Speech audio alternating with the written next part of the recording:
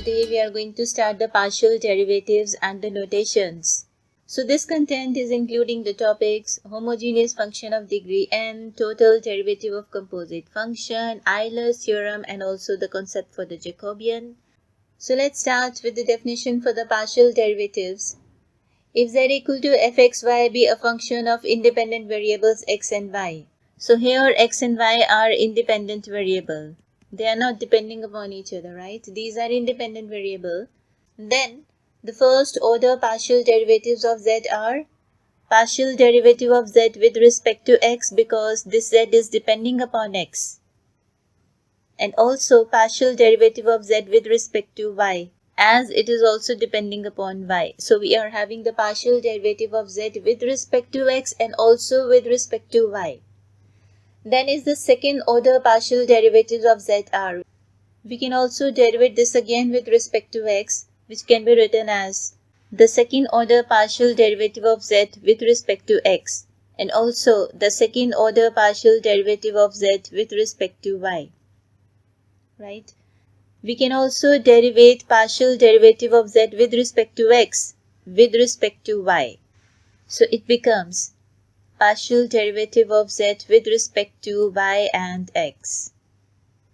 Similarly, we can also derivate the partial derivative of z with respect to y with respect to x. So here we write this as partial derivative of z with respect to x and y. So these are the notations for the second order partial derivatives of z. Then are the other notations. Fx can be written as partial derivative of f with respect to x. Fy can be written as partial derivative of f with respect to y. Fxy can be written as partial derivative of f with respect to x and y. And fxx can be written as partial derivative of f, that is of the second order with respect to x. And fyy means partial derivative of f of the second order with respect to y. And then a very important remark over here.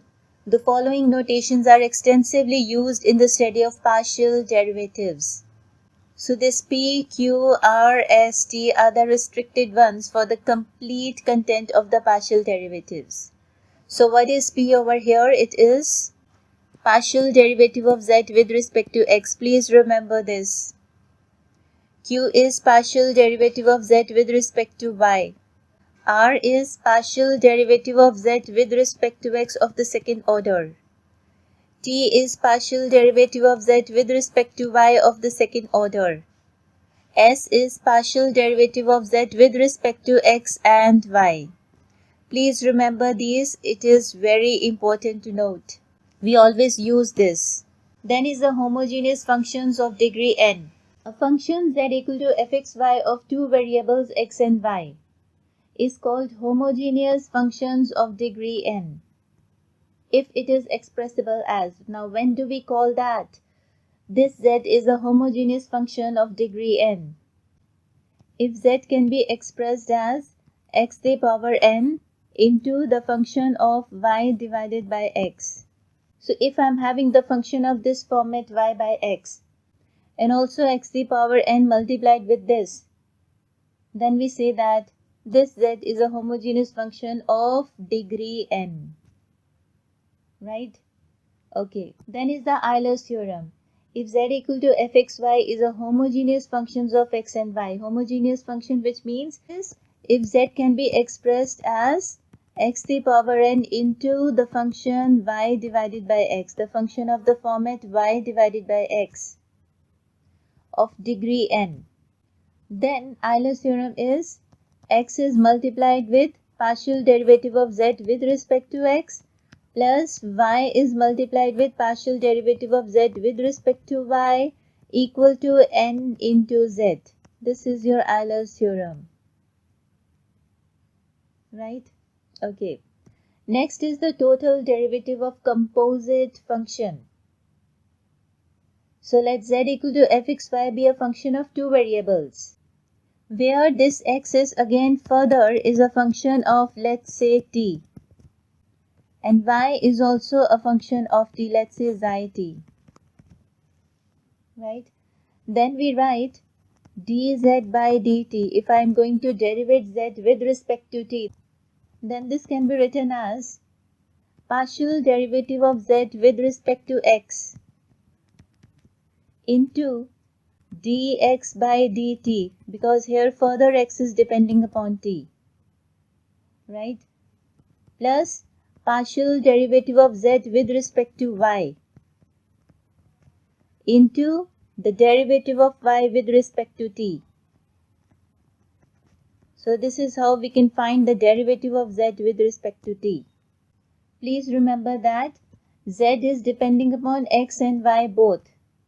That is why z is partially derivated with respect to x and also with respect to y, where x and y are depending upon only t, the variable t, right? So x is derivated with respect to t and y is also derivated with respect to t. So dz by dt is called the total derivative of z. Fine? Okay. Let's move on to one corollary. Let u equal to phi, that is the function depending upon x and y both. And v is also a function depending upon x and y both, right? So let this be differentiable at, these are differentiable at the point x, y. And let z is equal to the function which is depending upon u and v. Z is depending upon u and v. And u and v further depending upon x and y, right? Partial derivative of z with respect to x becomes what?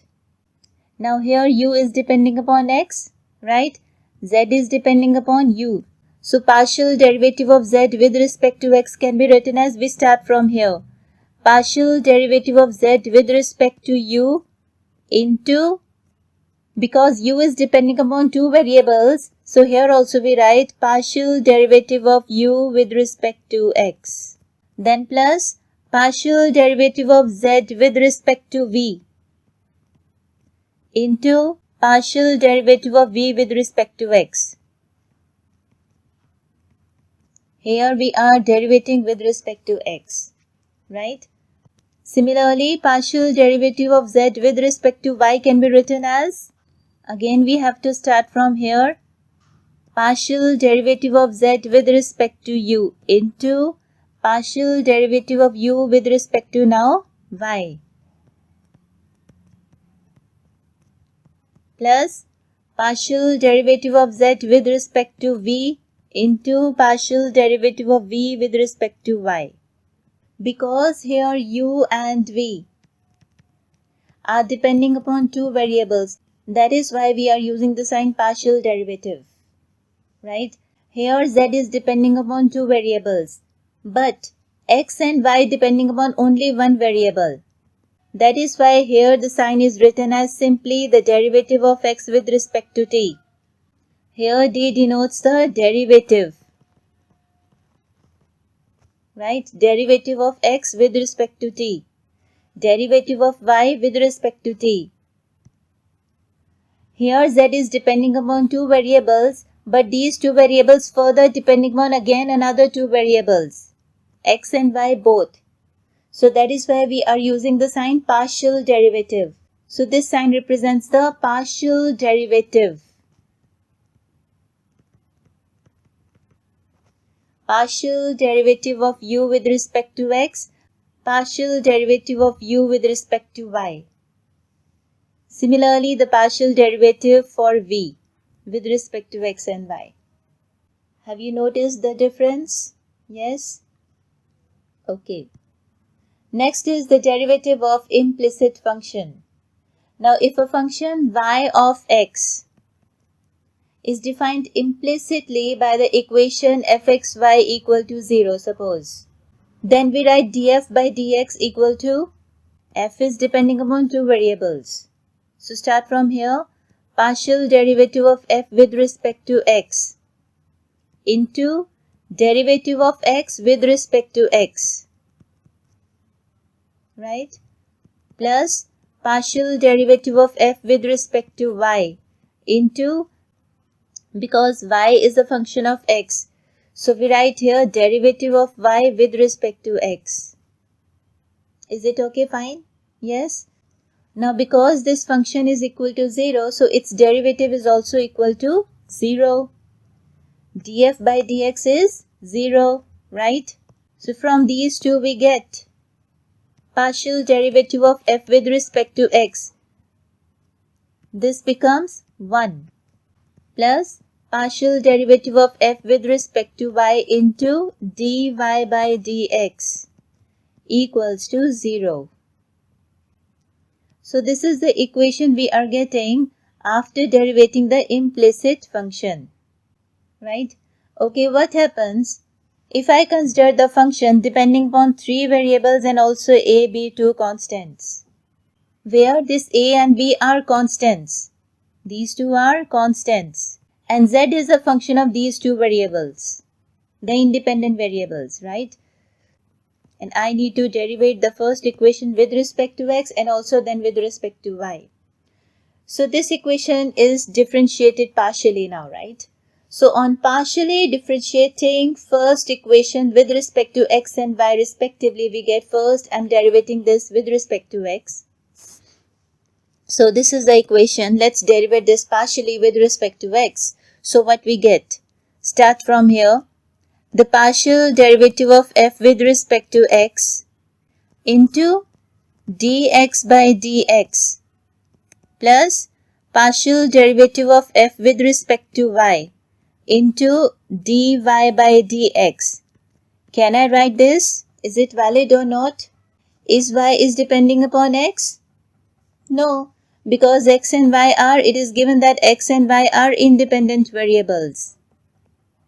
These are independent variables, which means y is not depending upon x.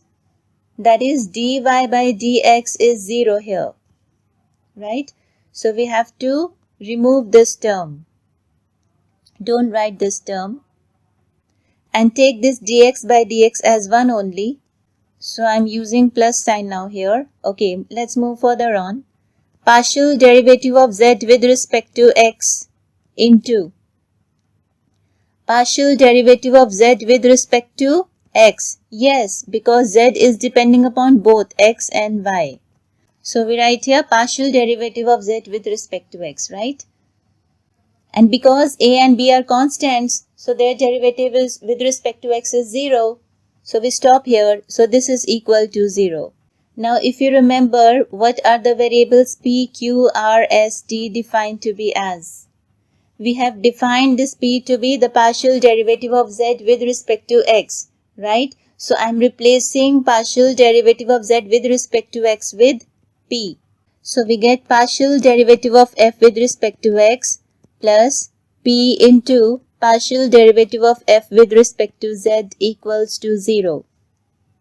So on differentiating one partially with respect to x, we are getting this equation, where this p is partial derivative of z with respect to x. Similarly, we can also again differentiate one with respect to y now, right? So differentiating one with respect to y partially, we get, just write in the similar way, partial derivative of f with respect to y plus q into partial derivative of f with respect to z equals to 0, where this q is equal to partial derivative of z with respect to y. Please remember this, it is very important. So next, the Jacobian. If u is a function f1 of 2 variables x, y, and v is a function f2 depending upon these 2 variables x and y, so these are the 2 differentiable functions of 2 variables x and y, then the determinant, if I write partial derivative of u with respect to x, because u is depending upon these 2 variables, so we have to write partial derivative of u with respect to x. And here partial derivative of u with respect to y. Similarly for v, partial derivative of v with respect to x and partial derivative of v with respect to y. This determinant is called Jacobian of function u and v with respect to x and y, right? And it is denoted by partial derivative of uv with respect to x and y, right? So the Jacobian is denoted by this. We can also write the terms of the determinant as, or you can also write like this. Okay, partial derivative of u with respect to x can be written as ux. Partial derivative of u with respect to y can be written as uy. Similarly, vx and here vy. You can also write the determinant in this way, the elements of the determinant in this way. So thus, the Jacobian is equal to, I'm again writing, for u and v depending upon x and y, just write here partial derivative of u with respect to x, then partial derivative of u with respect to y, then for v are partial derivative of v with respect to x and partial derivative of v with respect to y. If the function is depending upon 3 variables, and these 3 variables further depending upon another 3 variables x, y, z, then we write the Jacobian as, in the first row, use this u first, partial derivative of u with respect to x, partial derivative of u with respect to y, partial derivative of u with respect to z. Similarly, write for v, partial derivative of v with respect to x, partial derivative of v with respect to y, partial derivative of v with respect to z. Similarly, you have to use for w also in the third row. So where u, v, w are differentiable functions of x, y and z. So this is all about the partial derivatives, the notations, the total derivative of composite function, the derivative of an implicit function, and also this Jacobian. So here ends up the content. In the next content, we are going to start the examples based on the Jacobians. Alright, thank you, stay blessed.